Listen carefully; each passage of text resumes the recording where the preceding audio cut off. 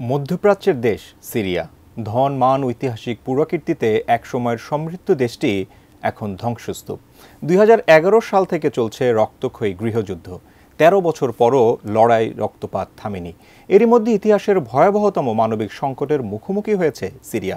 দেশটির এই পরিণতির জন্য আসাদ পরিবারের ৫৪ বছরের একনায়কতন্ত্র স্বৈরশাসনকেই দায়ী করেন বিশ্লেষকরা। টানা ৫ দশকের বেশি সময় ধরে সিরিয়া শাসন করেছে আল আসাদ পরিবার। এর মধ্যে ১৯৭১ থেকে ২০০০ সাল পর্যন্ত সিরিয়ার প্রেসিডেন্ট ছিলেন হাফিজ আল আসাদ। যদিও হাফিজ আল আসাদকে আধুনিক সিরিয়ার রূপকার বলা হয়। ১৯৬৬ সালে সামরিক অভ্যুত্থানে দেশটির বামপার্টি ক্ষমতায় আসে। প্রধানমন্ত্রী হন হাফিজ। রাজনৈতিকভাবে উচ্চাকাঙ্ক্ষী ছিলেন তিনি। ১৯৭০ সালে রাজনৈতিক গুরু ও সিরিয়ার নেতা সালেহ আল জাদিদকে সরাতে অভ্যুত্থান ঘটান হাফিজ। পরের বছরেই সিরিয়ার প্রেসিডেন্টের দায়িত্ব নেন তিনি। ব্রেকফাস্ট, টিফিন কিংবা স্ন্যাক টাইমে মজাদার আয়োজন মানে অল টাইম ব্রেড। টানা ২৯ বছর ক্ষমতায় থেকে ২০০০ সালের ১০ জুন দামেস্কে মারা যান হাফিজ।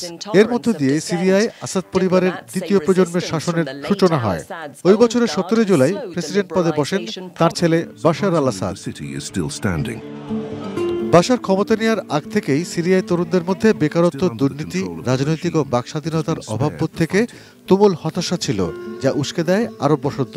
২০১১ সালের মার্চে সিরিয়ার দক্ষিণের শহর দেরাতে প্রথম সরকার বিরোধী বিক্ষোভ শুরু হয়। বিক্ষোভ দমাতে সরকারি বাহিনীকে মাঠে নামান বাশার। সেই সঙ্গে বিক্ষোভ ছড়িয়ে পড়ে পুরো সিরিয়ায়। এক পর্যায়ে বাশার বিরোধীরা হাতে অস্ত্র তুলে নেন। তাদেরকে বিদেশি শক্তির মদদে পরিচালিত সন্ত্রাসী হিসেবে চিহ্নিত করে বাশার সরকার। অতি সম্প্রতি সিরিয়ায় বাশার আল আসাদের সরকারি বাহিনীর কাছ থেকে দুটি গুরুত্বপূর্ণ শহর আলেপ্পো ও হামা নিয়ন্ত্রণে নেন বিদ্রোহীরা। পরে কৌশলগত হোমস সহ অন্যান্য শহরের নিয়ন্ত্রণও নেয় তারা। টানা ১৩ বছর ধরে চলা গৃহযুদ্ধে সিরিয়ার ৫ লাখের বেশি মানুষ নিহত হয়েছেন। উদ্বাস্তু হয়েছে দেশটির প্রায় অর্ধেক মানুষ। ইতিহাসের সবচেয়ে করুণ মানবিক সংকট দেখা দিয়েছে সিরিয়ায়। এত কিছুর পরেও কোনো ভ্রুক্ষেপ না করেই নিজের কর্তৃত্ব আরো পোক্ত করেন বাশার আল আসাদ। অর্পণ মিত্র, ডেস্ক রিপোর্ট, এটিএন নিউজ।